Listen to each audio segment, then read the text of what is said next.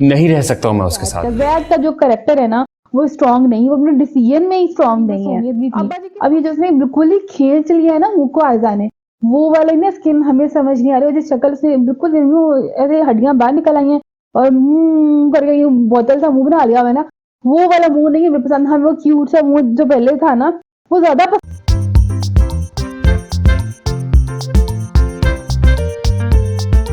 आज हम डिस्कस करने वाले हैं ड्रामा सीरियल मैं ड्रामा में तो भाई जैद भाई का अलग ही चक्कर है, हमें समझ नहीं आ रहा भाई। इधर आयरा कहती है कि भाई तेरे अब्बा ने साजिश की थी, तो जैद साहब की मोहब्बत एकदम बाहर निकल के आ जाती है। और इधर आयरा कहती है कि भाई तुम्हारे अब्बा ने साजिश नहीं की थी, तो जैद साहब की मोहब्बत वापस जाके डूब के मर जाती है। मतलब कि अब्बा जी की साजिश के साथ तुम्हारी मोहब्बत का क्या ताल्लुक है? लेकिन नहीं, जैद की मोहब्बत जुड़ी है अब्बा की साजिश। मतलब शादी तो तूने तब भी अपनी मर्जी से की थी, तुझे किसने कहा था शादी कर, लेकिन तूने शादी की थी, खुद गुस्से में आ गए और इतना इमीडिएट डिसीजन ले लिया था और अब भी वही काम कर रहा है। यहाँ डिसीजन लेता है, यहाँ डिसीजन बैक कर लेता है, यहाँ लेता है, यहाँ बैक कर लेता है। यहाँ आयरा ने कहा कि भाई तुम्हारे अब्बा ने साजिश नहीं की थी, शादी में खुश खुश जाता है, तस्वीरें बनाता है, और यही बात खुशफहमी में डाल देती है बेचारी मुबशरा को। अच्छा मुबशरा का मैं फिटते हुई है, एकदम सैद ने थोड़ा मुलगाया और वो ओवर कॉन्फिडेंट होगी।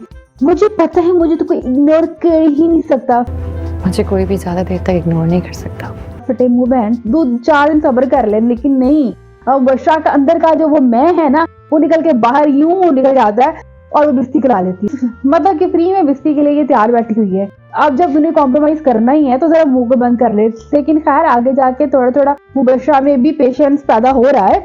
उधर हम बात करें आयरा की, तो आयरा का तो खुद मुझे समझ नहीं आता। उधर तेरा भाई गवाह हुआ है, तो फौरन फोन करना है तो जैद को कर। पहली तो बात है कि आसिफ साहब का नंबर इसके पास कहाँ से आ गया, चलो किसी तरीके से आ भी गया तो भी तुझे फोन जैद को करना चाहिए था। आसिफ साहब ने तुझे पता है साजिशी टोला है और वो साजिशों में तो उसने पीएचडी की हुई है, लेकिन नहीं वो फोन करती किसको, आसिफ साहब को। आसिफ साहब आगे से एक नई साजिश तैयार करके बैठे हुए हैं। वो कहते हैं कि भाई तुम जैद को कहो कि जो तुमने कहा था झूठ था, तो मैं तुम्हारा भाई छोड़ दूंगा। हम लोग समझ रहे थे कि आयरा जो मिलने आई है जैद से वो ये कहने आई है कि तुम्हारे अब्बा ने साजिश की थी, बट एक्चुअली में निकलता क्या है अंदर से कि वो ये कहने आती है कि भाई तुम्हारे अब्बा ने साजिश नहीं की थी और अब्बा ने नहीं कोई साजिश नहीं की। तो जैद बेखबर है सारी सिचुएशन से, बेचारा टूटा आशिक बना फिर रहा हुआ है। लेकिन वर्षा बार बार बात करने की कोशिश कर रही है, तो यही उसका पेशेंस लेवल है कि जो बढ़ रहा है। तो ये एक पॉजिटिव चीज आ रही है वर्षा में, और क्योंकि पेशेंस को एक्चुअली में ना यहाँ पे चेक कर रहा है जैद, बहुत तंग कर रहा है उसको। हालांकि जैद का इतना तंग करना नहीं बनता। अच्छा डायरेक्टर साहब ने खर्चा सिर्फ और सिर्फ मुबशरा के कपड़ों पे ही किया है और किसी चीज पे नहीं किया। यहाँ डायरेक्टर साहब ने कहा है कि भाई वो सैर करने के लिए, घूमने के लिए बाहर जा रहे हैं और उधर जाके सिर्फ और सिर्फ होटल के कमरे का एक सीन दिखाते हैं और इसी में ये पूरा ड्रामा चला देंगे कि भाई ये वहां हनीमून के लिए उस कमरे तक गए हुए हैं। तो मुझे ये समझ नहीं आ रहा कि डायरेक्टर साहब 4 पैसे लगा लेते और तो क्या ही था। जैद फिर से वहां बदतमीजी करता है, बेचारी वर्षा कहती मैंने सैर करने के लिए जाना है, तो जैद कहता है भाई मैं तो नहीं जा रहा, भाई तुम नहीं जाना, चले जा, बाहर गाड़ी खड़ी है। तो वर्षा साहिबा क्या करती है, जाते हुए बहुत गुस्से से ना लाइटें बंद करके चली जाती है। तो कहीं ना कहीं तो गुस्सा बेचारी ने निकालना था। अब क्या करे, वर्षा ठंडा पानी पी मरे। अब उसके पास तो यही ऑप्शन बचा है जैद से शादी के बाद, और तो कोई बचा नहीं हुआ। कमिंग एपिसोड में क्या होने वाला है, वर्षा देगी धमकी फिर से किस बेचारी कशमाला को कि भाई अगर मैं खुश नहीं रहूंगी तो तुम भी खुश नहीं रहोगी, यहाँ तुम्हारा भाई मुझे तंग करेगा तो मेरा भाई तुम्हें तंग करेगा। मुझे नहीं लगता कि अब वर्षा का जो भाई है वो ज्यादा वर्षा का साथ देने वाला है, क्योंकि वो मजनू सा भाई था, पता नहीं अब उसने कैसे स्टैंड ले लिया बहन के लिए। अदरवाइज मुझे लगता नहीं था कि वो लेगा। अब आगे जाके मुझे नहीं लगता कि इतना ज्यादा वो साथ देने वाला है। पहले इस चन्नी मुन्नी की शमाला के साथ इतनी ज्यादतियां हो रही हैं। पहले तो डायरेक्टर साहब उसको कपड़े अच्छे नहीं दे रहे हैं, फिर उसके बाद मुबशरा ने खीर उसको तंग करके रखा हुआ उस गरीबनी बच्ची को। वैसे अब ये ड्रामा ना इसी तरह खींचने वाले हैं कि नोकझोंक दिखाएंगे जैद और मुबशरा की। यही नोकझोंक मोहब्बत में बदलने वाली, क्योंकि जैद को भी रियलाइज होने वाला है कि मोहब्बत करता ही नहीं था, क्योंकि अगर मोहब्बत करता होता तो उसकी मोहब्बत रोज ऐसे बदलती। पहले आर्या ने इनकार किया कि मैं तुम्हारे साथ भाग के शादी नहीं कर सकती हूँ, तो वहां से भागा भागा आया और आके डिसीजन ले लिया कि मैंने मुबशरा से शादी करनी है। फिर आयरा ने कहा कि तुम्हारे अब्बा ने साजिश की थी, तो फिर वो बदल गया। तो मतलब कि ज़ैद अगर मोहब्बत करता हो आयरा से तो हर दूसरे दिन तो डिसीजन नहीं बदले ना। हालांकि वो बात तो अभी भी कायम है कि आयरा ने तब इसके साथ भागने से इनकार किया था, तो वो तो आयरा ने किया ही था ना, जिसकी वजह से मुबशरा से शादी के लिए राजी हुआ था। तो साजिश शायद किसी ने भी की हो, तब डिसीजन तो इसने खुद लिया था ना, तो ना लेता डिसीजन। यहाँ पे ना एक्चुअली में जो कसूर है जैद का जो करेक्टर है ना वो स्ट्रांग नहीं, वो अपने डिसीजन में ही स्ट्रांग नहीं है।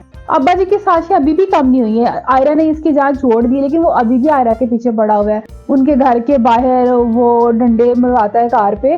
तो इसका मतलब ये है कि आयरा बहुत जल्द या तो शादी करेगी या फिर आयरा और उसका भाई और उसकी फैमिली ये वाला शहर छोड़ के चले जाएंगे। ऑलरेडी वो आयरा को एक जॉब से जॉबलेस कर चुका हुआ है। आयरा इंटरव्यू दे रही है, जॉब ढूंढ रही है, तो इसने उसकी जिंदगी तंग करी। आयरा के लिए मोहब्बत सच में एक जुर्म बन के रह गया है। उस बेचारी मजलूम के साथ हमदर्दी तो कर सकते हैं लेकिन जैद एक्चुअली में सूट भी नहीं करता था।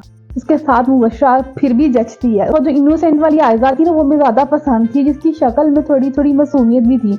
अभी जो उसने बिल्कुल ही खींच लिया है ना मुंह को आयजा ने, वो वाले ना स्किन हमें समझ नहीं आ रही। जिस शक्ल से बिल्कुल ऐसे हड्डियां बाहर निकल आई हैं और मुंह करके बोतल सा मुंह बना लिया हुआ है ना, वो वाला मुंह नहीं हमें पसंद। हमें वो क्यूट सा मुंह जो पहले था ना वो ज्यादा पसंद था हमें। ठीक है यहाँ पे स्टाइलिश दिखाए हुए थी ना कि वो डाइट कॉन्शियस, यहाँ तो मैं समझ आता, लेकिन एक्चुअली में भी आयजा ने वेट लॉस किया हुआ है कुछ ज्यादा, या कोई सर्जरीज कराई, कुछ किया है इसने चेहरे के साथ। अदरवाइज बहुत प्यारा चेहरा था। मैं तो अभी भी फैन हूँ लेकिन पहले ज्यादा ही फैन थी इनकी ब्यूटी की।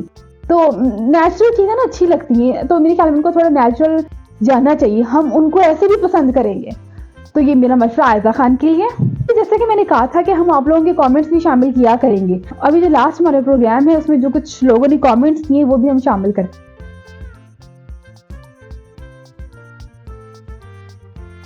तो अच्छा जी, हम कमेंट शामिल करेंगे इरम का। इरम ने सिर्फ तारीफ की है तो हम उसके थैंक यू बोल सकते हैं उन्हें। व्लॉगिंग चैनल से किसने किया है तो उनको भी हम थैंक यू बोलेंगे, हार्ट। अच्छा जी, इरम ने एक और भी कमेंट किया, उन्होंने बोला है कि राइट बट वहाज का आयरा के साथ सीन ज्यादा है बट केमिस्ट्री 0 लग रही है।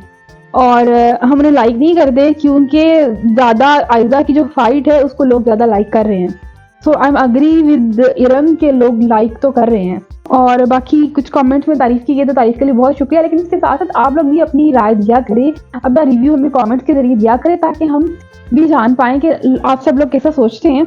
तो हम आपके पॉइंट ऑफ व्यू से भी सोचने की कोशिश करें। तो अगर आप लोग भी देना चाहते हैं अपना रिव्यू तो आप लोग भी कमेंट्स के जरिए हमें बताएं अपनी राय, वो हम शामिल करेंगे। आज के प्रोग्राम में इतना ही। अपना बहुत ज़्यादा ख्याल रखिएगा। अल्लाह निगहबान।